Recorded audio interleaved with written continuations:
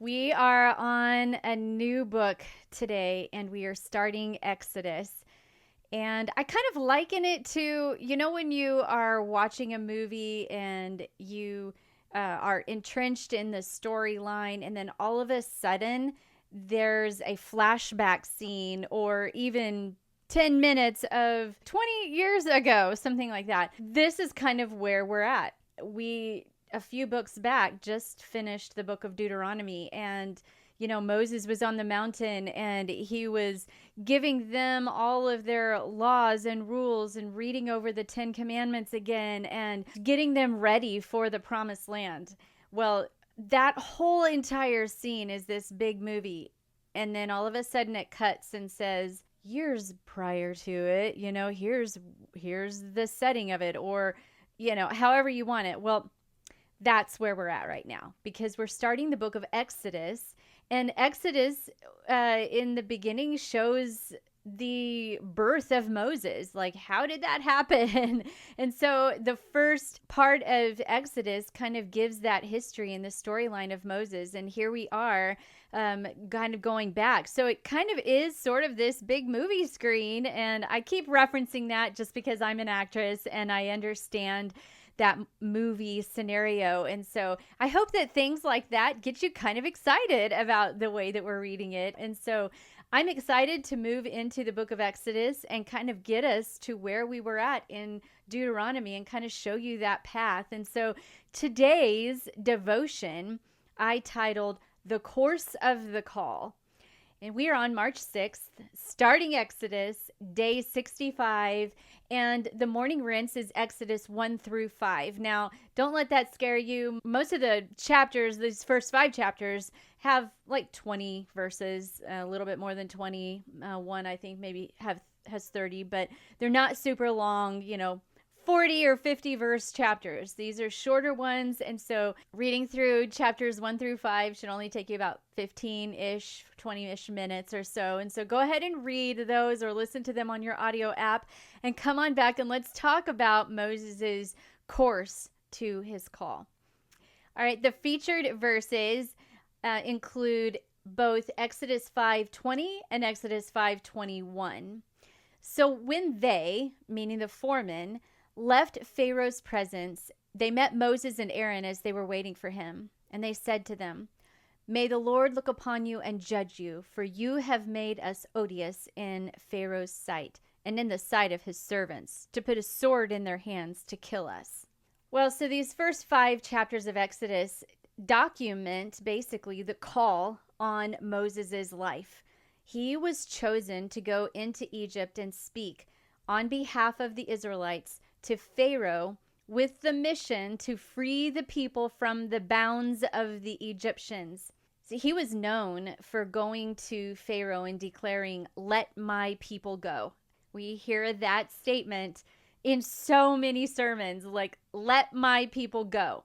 So the problem with this call is that not many understood it in this time. And there was even a point in our morning rinse today in Exodus 4 where Moses was actually saying, "Okay, God, what?" And the Lord said to him, "What is that in your hand?" This is part of his story. And he said, "A staff." And then he said, "Throw it on the ground." So he threw it on the ground and it became a serpent, and Moses fled from it. It's interesting how that a shepherd's staff was commonly used to move sheep around. But there are ordinary things in life that we have. Ordinary things like your voice, a pen, a hammer, whatever it is, maybe a musical instrument. There's physical things, ordinary things that we do that can have a purpose in our call, which is part of Moses' story. Well, Moses said, "Let my people go." And he was making everyone around him angry with this request. Pharaoh became angry and caused the work to increase for the Israelites. And the Israelites then were upset because they could not keep up with all the workload. And the foremen were getting punished for their lack of performance against these newfound standards that Pharaoh set. I guess the question is, have you ever felt that no matter what you do, it appears wrong with most everyone around you? What if, though, your actions are right in line with God's plan and that you still feel the disapproval from others?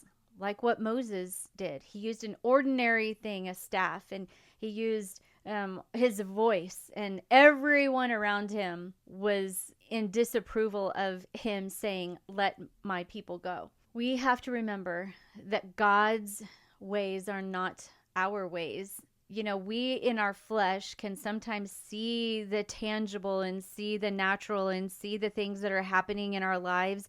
And we might think to ourselves that, oh, it's got to happen this way. But the reality of it is, God's ways can be so totally off of what we think, and what we are imagining would happen. And God is working on your behalf behind the scenes and in ways that we never will see. That's why it's called behind the scenes. In fact, when we relate to a movie scene, I keep referencing movies. When we relate to a movie scene, there are things that happen behind the scenes that actually cause the movie to actually occur. And we will never know what is happening behind the scenes. And that's just so real life. There are things that are happening in our lives right now that God is causing to come to fruition that we don't even know about. So the challenge is to not give in to the pressure of trying to please people, especially when you feel that opposition. Give in to the pressure of the call on your life and stay committed to answering God's voice and not the voices around you that disagree. There's always going to be those who do not understand. And there may even be times when we ourselves do not understand. But God's purpose is higher, His ways are mightier, and God will complete His work. Keep giving in to His pressure, not man's pressure. I have to still relate to this whole podcast and, what it relates to this devotional. If you're watching or listening, there are things that happen behind the scenes that are so interesting and yet sometimes, a person who does these podcasts, especially this one, this was my very first one to actually produce, and it's not easy. We've ran into, sound issues. So if you have made it this far and have ignored the sound, God bless you. Haley and I, we are not audio people, and we've gotten definitely great advice from audio professionals, and it's been a challenge to learn some things about doing podcasting. It's been challenging to learn the challenges of leading people through this and encouraging people to watch and join with me and engage on my Facebook group. And yes, there's been days where I've been discouraged and felt kind of alone in this endeavor, alone in the sense that, are people even listening? I do know that there are people listening for sure. And yet there's days where the opposition may not necessarily be only from people around you. It may be that the opposition is that soul part of you that is kind of lacking faith a little bit. And so I just want to encourage, you're not alone in the whole journey of answering the call that's on your life. And so today's challenge for you is to answer this question. Do you feel stuck in a situation where you feel the pressure of God's call, and yet those around you are pressuring you to do something different?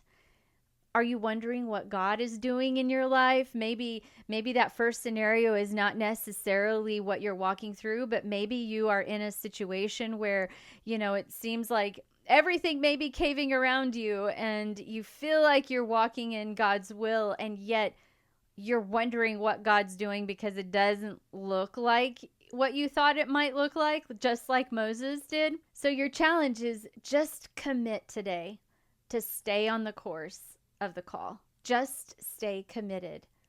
For whatever your call is, stay on the course. And if you need confirmation, if you need encouragement, if you need a voice around you that says, hey, Anita, you're doing great, or Anita, keep at it, or, whatever your name is out there. If you need confirmation, ask God to encourage you. He's there for us. He cheers us on.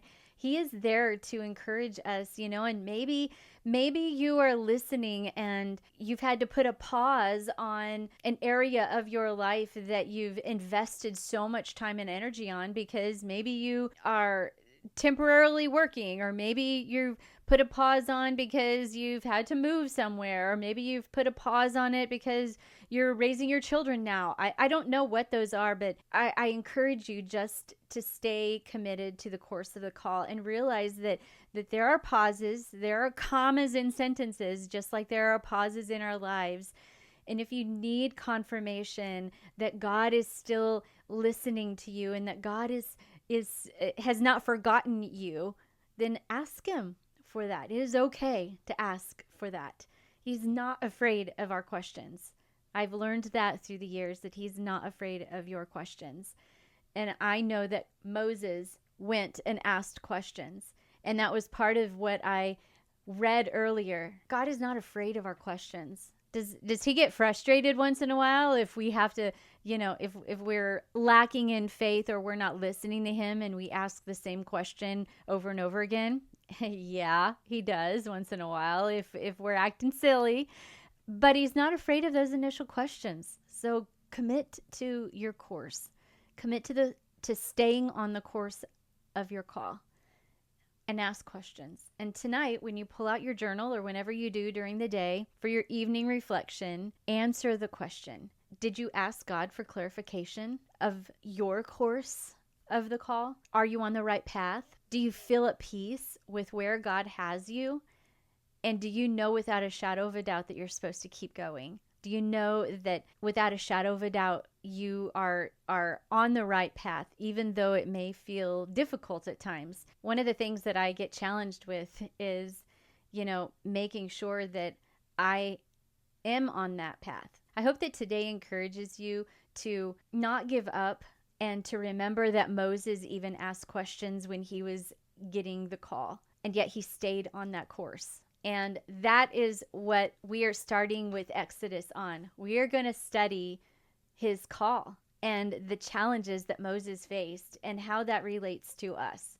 And I am so encouraged. I love the book of Exodus, and I'm looking forward to walking through the book with you. I hope that today encouraged you to stay on the course of the call. And if you haven't gotten my devotional, just go down to the show notes and click on that link and get the devotional. And also, too, if you have not gotten the journal, it's really dynamic to be able to go back and read what you wrote from years past.